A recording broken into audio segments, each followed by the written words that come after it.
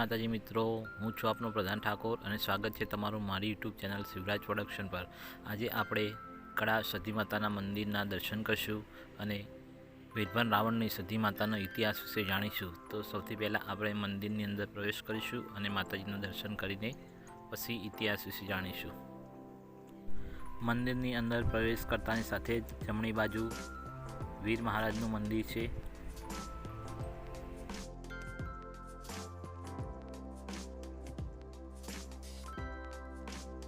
માતાજીના ચમત્કારથી જે સૂકા થળિયામાંથી ફણકા ફૂટીને જે પરચો પૂર્યો હતો તે જ આ વિશાળકાય રાણી છે, જેની નીચે માતાજી બિરાજમાન છે। તો ચાલો હવે માતાજીના દર્શન કરીશું।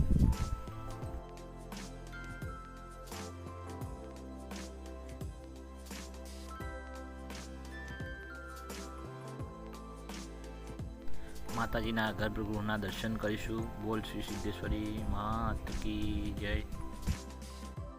ગર્ભગૃહની અંદર બે મૂર્તિ સ્થાપિત છે, ઉપર શ્રી જગદંબે એટલે કે અંબાજીમાં અને નીચે સતી માતાજીની મૂર્તિ બિરાજમાન છે।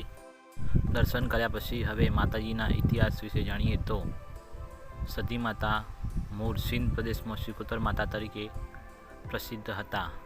સિંધ પ્રદેશના રાજા એટલે કે હમીર સુમરો ત્યાંનો રાજા હતો અને માતાજીનો ઉપાસક હતો। તેમના રાણી એટલે કે કકુ એ પણ માતાજીના ઉપાસક હતા, જેથી માતાજી તેમને રૂબરૂ વાતો કરતા હતા। તેમને 150 ભેંસો હતી અને એ ભેંસોને પાટણના સિદ્ધરાજ રાજા ચોરીને લાવે છે અને ત્યારબાદ કકુ હમીરના મેણાથી સતી માતા આ ભેંસો લેવા પાટણમાં આવે છે અને ત્યારે સિદ્ધરાજ રાજા માતાજીના પગે નમી જાય છે અને ભેંસો પાછી આપી દેશે અને માતાજીને વિનંતી કરે છે કે માતાજી તમે મારા રાજ્યમાં આવો અને હું અહીંયા તમારી પૂજા કરીશ। ત્યારે સતીમાં સિંધ પ્રદેશમાં હમીર સુમરાને તેની 150 ભેંસો પરત કરી અને પાછા પાટણ રાજ્યમાં આવે છે અને પાટણની રાણકીવામાં બિરાજમાન થાય છે। આ વાતની જાણ સોજાના વીરભદ્ર રાવણને થાય છે અને તે પાટણ આવે છે અને પાટણમાં 2 મહિના સુધી તપ કરે છે અને માતાજી જ્યારે તપમાંથી જાગે છે ત્યારે વીરભદ્ર રાવણને કહે છે માગું તે આપું। ત્યારે વીરભદ્ર રાવણ કહે છે માતાજી હું તમને મારે ગામ લઈ જવા માગું છું। ત્યારે માતાજી કહે છે હું આવીશ પણ એક શરતે, તું આગળ ચાલજે અને હું પાછળ ચાલીશ। જો તું પાછળ જોઈશ અથવા તું જો બેસીશ ત્યાં હું વાસ કરી લઈશ, ત્યાંથી આગળ આવીશ નહીં। આ શરતે બંધાઈ વીરભદ્ર રાવણ આગળ ચાલે છે। આગળ ચાલતો કડા ગામ આવે છે અને કડા ગામમાં રસ્તામાં તે સૂકી રણના થળીએ બેસીને આરામ કરવાનું વિચારે છે અને તે સૂઈ જાય છે। ત્યારે માતાજી તેને કહે છે કે અહીંયા હું વાસ કરીશ અને અહીંયાથી આગળ આવીશ નહીં।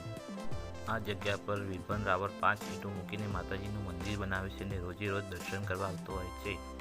આ વાતની જાણ કડા ગામના મુખીને થાય છે અને તે ત્યાં આવે છે અને વીરભદ્ર રાવણને કહે છે જો તમારા સતી માતા અહીંયા સાક્ષાત બિરાજમાન હોય તો આ સૂકી રોયને લીલી કરી બતાવે અને મારે 50 વર્ષથી કોઈ બાળક નથી તો મને દીકરો આપે અને માતાજી અહીંયા પરચા પૂરે।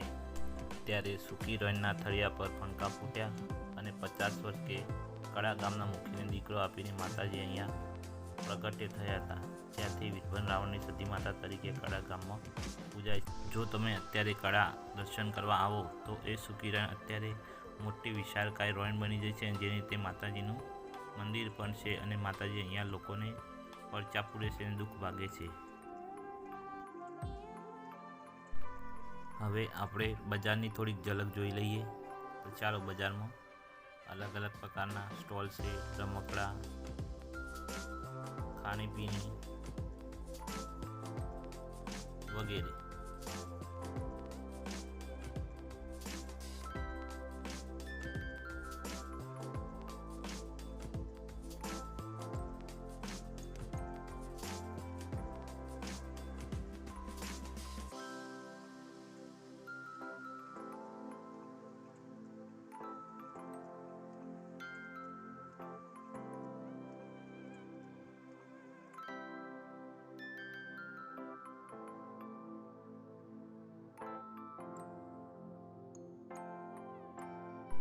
અને છેલ્લે હવે આપણે સિદ્ધેશ્વરી ફન વર્લ્ડની અંદર એક ઝલક મારી લઈએ।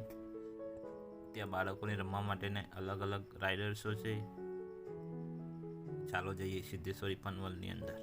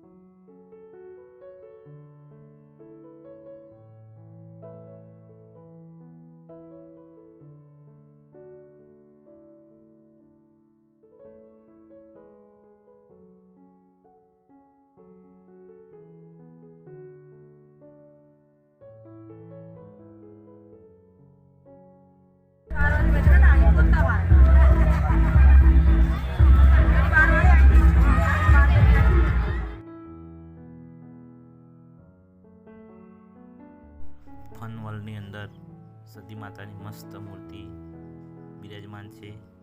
જય સદીમાં. તમને અમારો વિડીયો ગમ્યો હોય તો વિડીયોને લાઇક, શેર અને અમારી ચેનલને જરૂરથી સબસ્ક્રાઈબ કરજો, જેથી અમારા નવા વિડીયોની નોટિફિકેશન તમને ઝડપથી મળી શકે.